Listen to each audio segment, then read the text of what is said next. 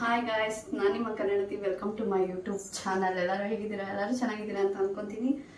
ಇವತ್ತು ಸ್ಪೆಷಲ್ ಅಡುಗೆ ಏನಪ್ಪ ಅಂತ ಹೇಳಿದರೆ ಇಕ್ಕಿದ ಬೇಳೆ ಸಾಂಬಾರು ಮನೆಯಲ್ಲೇ ಸೂಪರಾಗಿ ಹೇಗೆ ಮಾಡೋದು ಅಂತ ಹೇಳ್ಕೊಡ್ತೀನಿ. ಸಖತ್ ಟೇಸ್ಟ್ ಇರುತ್ತೆ, ಸೂಪರಾಗಿರುತ್ತೆ. ಚಪಾತಿ, ಪೂರಿ, ಮುದ್ದೆ, ಅನ್ನ ಇಷ್ಟಕ್ಕೂ ಆಗುತ್ತೆ. ಆ ಥರ ಮಾಡ್ಕೋಬೋದು. ದಿಢೀರಂತ ಒಂದು 5 ಮಿನಿಟ್ಸು ಸಿಂಪಲ್ ಮಸಾಲ ಹಾಕಿ ಸಖತ್ ಟೇಸ್ಟಿಯಾಗಿ ಮಾಡೋದು ಅಂತ ಇವತ್ತು ಹೇಳ್ಕೊಡ್ತೀನಿ ಆಯಿತಾ. ಇದು ಕೂಡ ನಾಟಿ ಸ್ಟೈಲ್ ಮಾತ್ರ ನಾನು ಮಿಸ್ ಮಾಡಲ್ಲ.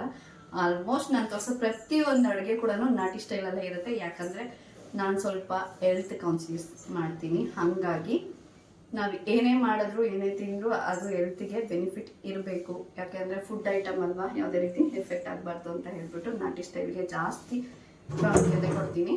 ಸೊ ಬನ್ನಿ ಇವಾಗ ಹೇಗೆ ಮಾಡೋದು, ಅದಕ್ಕೆಲ್ಲ ಏನೇನು ತೊಗೊಂಡಿದ್ದೀನಿ ಅಂತ ನಾನು ಇವಾಗ ತೋರಿಸ್ತೀನಿ. ಏನೇನು ಐಟಮ್ ಹಾಕಬೇಕಾಗತ್ತೆ ಅಂತ ಹೇಳ್ಬಿಟ್ಟು. ಏನೇನು ತೊಗೊಂಡಿದ್ದೀನಿ ಅಂದರೆ ಇಲ್ಲಿ 1 ಬೌಲಷ್ಟು ಇಕ್ಕಿದ ಬೇಳೆ ತೊಗೊಂಡಿದ್ದೀನಿ.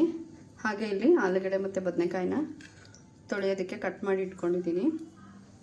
ಮತ್ತು ಮಸಾಲೆ ಐಟಮ್ ಏನೇನು ತೊಗೊಂಡಿದ್ದೀನಿ ಅಂತ ಹೇಳಿದ್ರೆ ರುಚಿಗೆ ಉಪ್ಪು, ಹಾಗೆ ಎಣ್ಣೆ, ಒಗ್ಗರಣೆಗೆ ಸಾಸಿವೆ, ಸ್ವಲ್ಪ ಚಕ್ಕೆ ಲವಂಗ, ತೆಂಗಿನಕಾಯಿ, ಧನಿಯಾ ಪೌಡರು, ಹಾಗೆ ಅರಿಶಿನ ಪುಡಿ ಸ್ವಲ್ಪ, ಮತ್ತು ಚಿಲ್ಲಿ ಪೌಡರು. ಇಲ್ಲಿ 1 ಟೊಮೆಟೊ ತೊಗೊಂಡಿದ್ದೀನಿ ದೊಡ್ಡದು, ಹಾಗೆ ಕೊತ್ತಂಬರಿ ಸೊಪ್ಪು, ಬೆಳ್ಳುಳ್ಳಿ, ಸ್ವಲ್ಪ ಕಡಲೆ, ಹಾಗೆ ಶುಂಠಿ ಸ್ವಲ್ಪ ತೊಗೊಂಡಿದ್ದೀನಿ. ಸೊ ಇವಾಗ ಹೇಗೆ ಮಾಡೋದು ಅಂತ ಹೇಳ್ತೀನಿ ಬನ್ನಿ. ಒಗ್ಗರಣೆ ಮಾಡ್ಕೊಬೇಕು ಈ ಸಾಂಬಾರಿಗೆ. ಫಸ್ಟು ಸ್ವಲ್ಪ ಎಣ್ಣೆ ಹಾಕ್ಕೊತಾ ಇದ್ದೀನಿ. 2 ರಿಂದ 3 ಟೇಬಲ್ ಸ್ಪೂನಷ್ಟು ಎಣ್ಣೆನ ಹಾಕ್ಕೊತಾ ಇದ್ದೀನಿ. ಈ ಕಾದಿದ್ದಂಥ ಎಣ್ಣೆಗೆ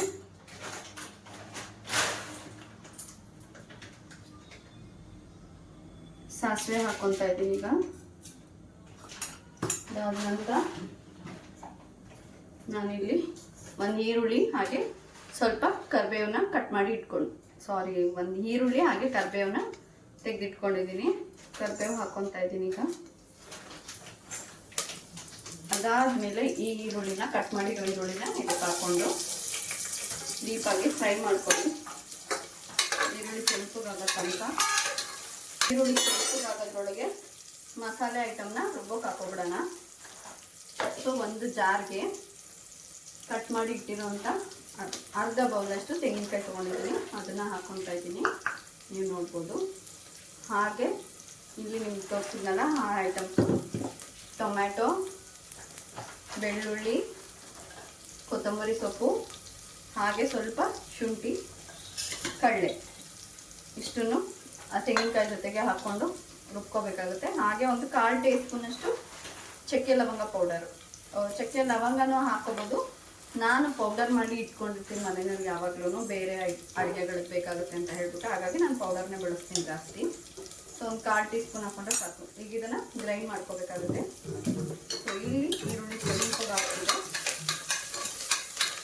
ಇದಕ್ಕೆ ಈಗ ನಾನಿಲ್ಲಿ ಇಕ್ಕಿದ ಬೇಳೆ ರೆಡಿ ಮಾಡಿ ಇಟ್ಕೊಂಡಿದ್ದೀನಿ ತೊಳೆದು. ಹಾಗಾಗಿ ಇದನ್ನು ಒಂದು ಬೌಲ್ ಹಾಕ್ಕೊತಾ ಇದ್ದೀನಿ ಈರುಳ್ಳಿ ಜೊತೆಗೇ.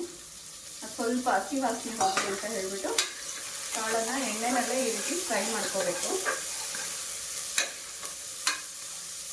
ನಿಮ್ಮಲ್ಲಿ ಹಾಕ್ಕೊಳ್ಳಿ, ಇಲ್ಲಾಂದರೆ ಕಾಳೆಲ್ಲ ಕಚ್ಕೊಳ್ಳುತ್ತೆ ಕುಕ್ಕರ್ಗೆ. ಇದಕ್ಕೆ ಒಂದು 1/4 ಟೀ ಸ್ಪೂನಷ್ಟು ಅರಿಶಿನ ಹಾಕ್ಕೊಬೇಕು. ಅರಿಶಿನ ಎಲ್ಲ ಅಡುಗೆಗೂ ನೀವು ಬಳಸಿದ್ರೆ ತುಂಬ ಒಳ್ಳೆಯದು, ಬಿಕಾಸ್ ಆ್ಯಂಟಿಬಯೋಟಿಕ್ ಇರುತ್ತೆ ಅಂತ ಹೇಳಿಬಿಟ್ಟು. ಸೊ ಈಗ ಇದನ್ನು 2 ನಿಮಿಷ ಈ ರೀತಿ ಬಿಟ್ಟಿದ್ದೀನಿ. ಇದಕ್ಕೆ ನಾವೇನು ತೆಗೆದಿಟ್ಕೊಂಡಿದ್ದೀವಲ್ಲ ಬದನೆಕಾಯಿ ಹಾಗೆ ಆಲೂಗಡ್ಡೆನ ಕಟ್ ಮಾಡಿ ಇಟ್ಕೊಂಡಿದ್ದೀನಿ. ಇದನ್ನು ಕೂಡ ಎಣ್ಣೆಗೆ ಹಾಕ್ಕೋಬೇಕು ಫ್ರೈ ಮಾಡೋದಕ್ಕೆ.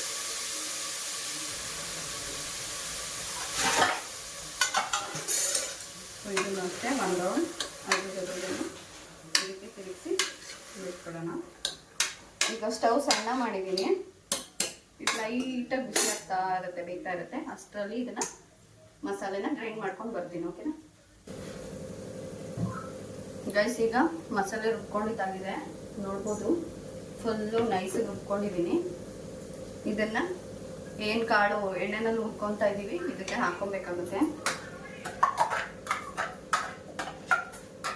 ಸೊ ಏನು ಮಸಾಲೆ ರುಬ್ಕೊಂಡಿದ್ದೀವಿ ಅದಕ್ಕೆ ನೀರು ಹಾಕ್ಕೊತೀನಿ ನಾನು. ಎಲ್ಲ ಜಾರಲ್ಲೇ ಉಳ್ಕೊಂಡ್ಬಿಟ್ಟಿರುತ್ತೆ ಇಲ್ಲೊಂದೇ. ಹಾಗಾಗಿ ಮೊದಲು ಅದೇ ನೀರನ್ನೇ ಮಿಕ್ಸ್ ಮಾಡಿ ಹಾಕ್ಕೊತೀನಿ. ನಾನು ಸ್ವಲ್ಪನೇ ಮಾಡ್ಕೊತೀನಿ. ನಾವು ಮಾಡ್ಕೊಳ್ಳೋದೇ ಒಂದೇ ಟೈಮಿಗಲ್ವಾ, ಹಂಗಾಗಿ. ಈಗ ಇದಕ್ಕೇನಪ್ಪ ಹಾಕೋಬೇಕು ಅಂತ ಹೇಳಿದ್ರೆ ಧನಿಯಾ ಪೌಡರು, ಖಾರ ನೋಡ್ಕೊಂಡು ಹಾಕೊಳ್ಳಿ. 2 ಸ್ಪೂನ್ ಧನಿಯಾ ಪೌಡರ್ ಹಾಕೊಂಡ್ತೀನಿ ನಾನು. ಅದಾದಮೇಲೆ ಚಿಲ್ಲಿ ಪೌಡರು ಅಷ್ಟೇ. ನಿಮ್ಗೆ ಹೇಗೆ ಖಾರ ಬೇಕು, ಖಾರ ಜಾಸ್ತಿ ತಿಂತೀರಾ ಕಡಿಮೆ ತಿಂತೀರಾ ಅದ್ರ ಮೇಲೆ ನೋಡ್ಕೊಂಡು ಹಾಕೊಳ್ಳಿ. ನಮ್ಮ ಮನೆಯಲ್ಲಿ ಮೀಡಿಯಮ್ ಖಾರ ತಿನ್ನೋದು, ಹಾಗಾಗಿ ನಾನು ಸ್ವಲ್ಪ ಹಾಕೊತೀನಿ, ನನ್ನ ಮಕ್ಕಳು ತಿನ್ನಲ್ಲ ಅಂತ ಹೇಳ್ಬಿಟ್ಟು. ಮತ್ತು ರುಚಿಗೆ ತಕ್ಕಷ್ಟು ಉಪ್ಪನ್ನು ಮಾತ್ರ ನಾನು ಕೈಯಲ್ಲೇ ಹಾಕೋದು, ಯಾಕಂದರೆ ನಂಗೆ ಅದರಲ್ಲೇ ಮೆಜರ್ಮೆಂಟು ಪಕ್ಕಾ ಬರೋದು. ಎಷ್ಟೇ ಅಡುಗೆ ಮಾಡಿದ್ರು ಈ ರೀತಿ ಹಾಕ್ಕೊಂಡ್ರೆ. ಸೊ ಇದಾದಮೇಲೆ ನೀಟಾಗಿ ಮಿಕ್ಸ್ ಮಾಡಿ ರೆಡಿ. ಈಗ ಇದನ್ನು ಕೂಗಿಸ್ಕೋಬೇಕು. ಒಂದು 3 ಕೂಗಿಸ್ಕೊಡಿ, ಇಲ್ಲ ಒಂದು 4 ಎಳೆ ಕಾಯಿ ಇದ್ದರೆ ಒಂದು 2-3 ವಿಷಲ್ ಸಾಕನ್ಸುತ್ತೆ. ಸೊ ನಾನೊಂದು 3 ವಿಷಲ್ ಕೂಗಿಸ್ಬಿಟ್ಟು ಮತ್ತೆ ಗೈಸ್ ಇವಾಗ ಒಂದು 3ರಿಂದ 4 ಕೂಗಿಸ್ಕೊಂಡಿದ್ದೀನಿ. ಸಾಂಬಾರು ರೆಡಿ ಇದೆ, ನೋಡೋಣ ಬನ್ನಿ ಹೇಗಾಗಿದೆ ಅಂತ. ಘಮ ಅಂತಿದೆ ಆಲ್ರೆಡಿ ಸ್ಮೆಲ್ ಬಂದು ನೋಡ್ಕೊಂಡು ಹೋದ ಒಂದ್ಸರಿ. ನಾನು ಸ್ವಲ್ಪ ಗಟ್ಟಿಯಾಗಿ ಮಾಡ್ಕೊಂಡಿದ್ದೀನಿ, ಅದಕ್ಕೆ ಸುಳ್ಕೊಂಡ್ರೆ ಚಪಾತಿ ಪೂರಿ ಮಾಡ್ಕೋಬೋದು ಅಂತ ಹೇಳ್ಬಿಟ್ಟು. ನೋಡಿ ಎಷ್ಟು ಚೆನ್ನಾಗಾಗಿದೆ ಸಾಂಬಾರು ಅಂತ, ಸಕ್ಕದಾಗಿರುತ್ತೆ. ಬೌಲ್ಗೆ ಸರ್ವ್ ಮಾಡ್ಕೊಂಡು ತೋರಿಸ್ತೀನಿ ನಿಮಗೆ. ಯಾವ non veg sambar, mutton chicken ಏನೂ ಬೇಡ, ಅಷ್ಟು ಸೂಪರಾಗಿರುತ್ತೆ ಸಾಂಬಾರು. ನಾನು ಏನೂ ಡೆಕೋರೇಷನ್ ಮಾಡಲ್ಲ, ಹೀಗೆ ತೋರಿಸ್ತೀನಿ ನ್ಯಾಚುರಲ್ ಆಗಿ. ಬೇಳೆ ಸಾಂಬಾರು ರೆಡಿ ಆಯಿತು. ಘಮ ಅಂತ ಕೂಡ ಅಂತಿದೆ. ಊಟ ಮಾಡೋ ಟೈಮ್ ಆಯಿತು, ಆಲ್ರೆಡಿ 10 ಗಂಟೆ ಆಯಿತು. ಸೊ ನೀವು ಮನೆಯಲ್ಲಿ ಈ ಥರ ಸಾಂಬಾರು ಮಾಡ್ಕೊಂಡು ಟ್ರೈ ಮಾಡಿ, ಹೇಗಿದೆ ಅನ್ನೋದನ್ನ ಕಮೆಂಟ್ ಬಾಕ್ಸಲ್ಲಿ ತಿಳಿಸಿ. ಟೇಸ್ಟ್ ಅಂತೂ ಸಖತ್ತಾಗಿರುತ್ತೆ, 100% ಗ್ಯಾರಂಟಿ ಕೊಡ್ತೀನಿ. ಸೊ ಹಾಗೆ ಯಾರೆಲ್ಲ ಚಾನಲ್ನ ನೋಡ್ತಾ ಇದ್ದೀರಾ ದಯವಿಟ್ಟು ಸಬ್ಸ್ಕ್ರೈಬ್ ಮಾಡಿ, ಹಾಗೆ ಬೆಲ್ಲೈಕನ್ ಒತ್ತೋದನ್ನ ಕೂಡ ಮರಿಬೇಡಿ, ಶೇರ್ ಮಾಡೋದನ್ನ ಕೂಡ ಮರಿಬೇಡಿ ಅಂತ ಹೇಳ್ತಾ ಈ ರಿಕ್ವೆಸ್ಟ್ ಜೊತೆಗೆ ನೆಕ್ಸ್ಟ್ ವಿಡಿಯೋದಲ್ಲಿ ಮತ್ತೆ ಸಿಗ್ತೀನಿ. Love you all, bye.